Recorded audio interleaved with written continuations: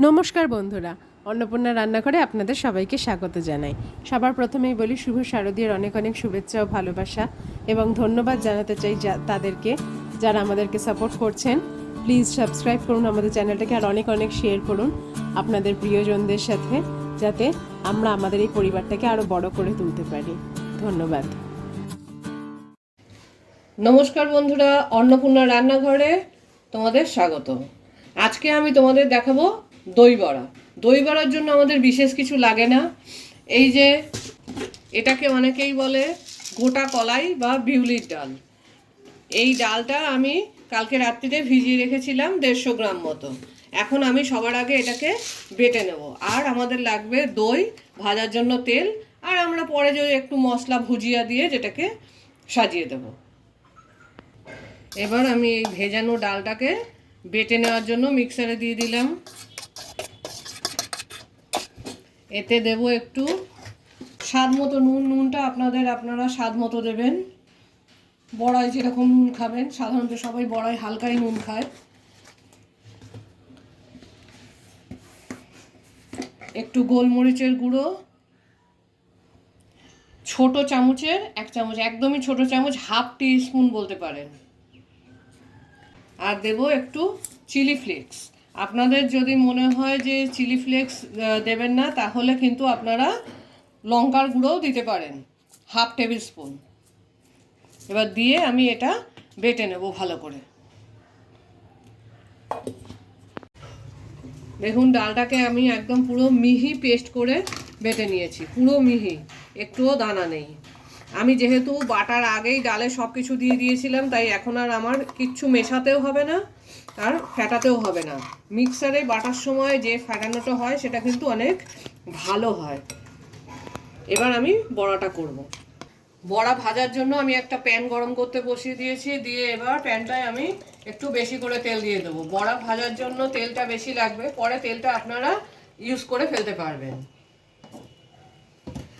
আর একটা কাজ আমাকে করতে হবে, আর একটা পাত্রে এরকম জল নিয়ে জলটাকে গরম করতে বসাতে হবে। জলটাকে আমি পাশে গরম করতে বসিয়ে দিলাম। জলটা ফুটতে হবে না, কিন্তু একটু হালকা গরম হওয়া দরকার আছে। তেলটা খুব ভালোভাবে গরম করে নিতে হবে। তেলটা আমার খুব ভালোভাবে গরম হয়ে গেছে। এবার আমি গ্যাসটাকে সিম করে আগে বড়াগুলো ছেড়ে নেব। বড়া আপনারা যেরকম সাইজের করবেন সেরকম ছাড়বেন। এইভাবে বড়াগুলো সব ছেড়ে ভেজে নিতে হবে।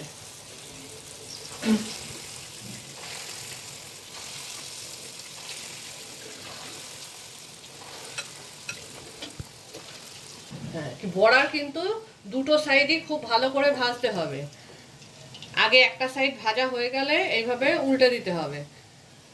বড়াগুলো খেয়াল রাখবেন যেন যতক্ষণ না ছাড়ছে ততক্ষণ ভাজতে দিতে হবে। ছেড়ে নিজের থেকেই ছেড়ে যাবে এবং তারপরে উল্টে দিতে হবে। এইভাবে সব বড়াগুলো উল্টে দিতে হবে। যেহেতু ডালের বড়া, সেহেতু একটু ফুলে বড় হয়ে যাবে, তাই আপনারা ছোট সাইজেও করতে পারেন।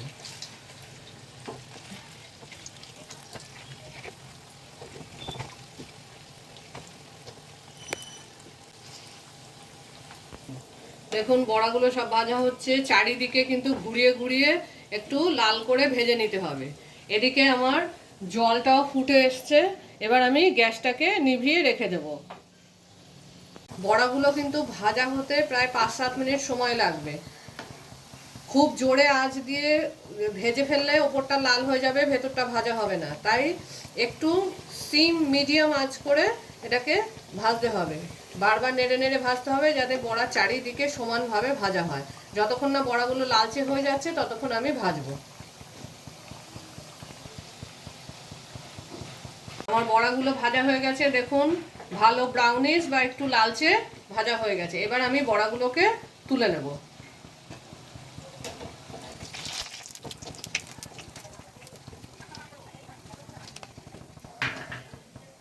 বড়াগুলোকে তুলে নিয়ে আমি কিন্তু এই যে গরম জলটা করে রেখেছিলাম সেই জলে ঢেলে দেবো বড়াগুলো। বড়াগুলো যতক্ষণ না নিজের থেকে ডুবে যাবে ততক্ষণ আমি বড়াগুলোকে ভেজতে দেব। বড়াগুলো নিচের থেকে ডুবে জলের নিচে চলে যাবে, তখন আমি বড়াগুলোকে তুলবো। এই গরম জলে দিলে কিন্তু বড়াটা একদম তুলতুলে নরম হবে। দই বড়া যত নরম হবে খেতে তত বেশি টেস্টি হবে। এবার আমি দইটা রেডি করে নিই। আমি 200 গ্রাম বা 150 গ্রাম ডালের জন্য 400 গ্রাম দইয়ের একটা প্যাকেট নিয়েছি। দইটাকে কিন্তু ভালো করে মিক্সারে দিয়ে ঘুটে নিতে হবে। এই দইয়ের মধ্যে আমি একটু সামান্য নুন এবং গোলমরিচ, আবার চিলি ফ্লেক্স যা আগে ডালে দিয়েছিলাম সেটাই দেব। হাফ টিস্পুন মতো নুন দিলাম 400 গ্রাম দইতে, আর 1/4 টিস্পুন গোলমরিচের গুঁড়ো, আর সামান্য একটু চিলি ফ্লেক্স। আপনারা এতে কিন্তু শুকনো লঙ্কাও দিতে পারেন। চিলি ফ্লেক্সের একটা ভালো গন্ধ হয়, তাই চিলি ফ্লেক্স ইউজ করলেও হবে এবং শুকনো লঙ্কার গুঁড়ো ইউজ করলেও হবে। এবার আমি দইটাকে ভালো করে ঘুটে নেব। দেখুন আমার বড়াগুলো সব ডুবে গেছে। এবার আমি এরকম একটা ঝাঁঝরি নিয়ে নিয়েছি। বড়াগুলো এবার আমি একটা একটা করে তুলে নেব। তুলে এই ঝাঁঝরিতে দেব যাতে সব জলটা বেরিয়ে যায়। বড়াগুলো তুলে একটু শুকনো হওয়ার জন্য এই ঝাঁঝরিতে রেখে দেব যাতে সব জলগুলো পড়ে যায়। অন্তত 10 মিনিট এটা শুকোতে দিতে হবে, না তাতে ভেতরের জলটা পুরো বেরিয়ে বড়াটাও নরম হয়ে যাবে এবং বড়াতে কোনো জলও থাকবে না। দেখুন আমার বড়াগুলো নরমও হয়ে গেছে, কি সুন্দর নরম হয়ে গেছে, শুকিয়েও গেছে। এবার আমি বড়াগুলোকে সব দইতে ডিপ করে দিচ্ছি বা দইতে ছেড়ে দিচ্ছি।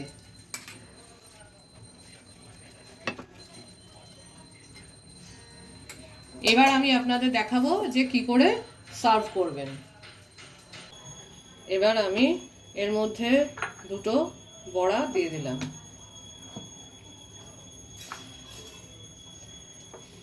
যে যেমন দই খাবেন সেরকম দেবেন।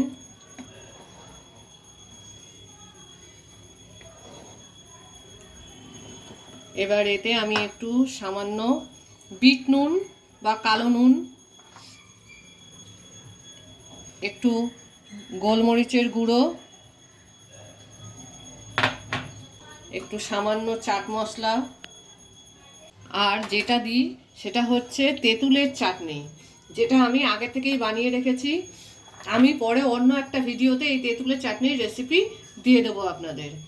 যদি মনে হয় যে তেঁতুলের চাটনি নেই, তাহলে আপনারা টমেটো সস বা টমেটো কেচাপও ইউজ করতে পারেন, কিন্তু এই তেঁতুলের চাটনির একটা আলাদা টেস্ট হয়। আর দেব এই ওপর দিয়ে ভুজিয়া।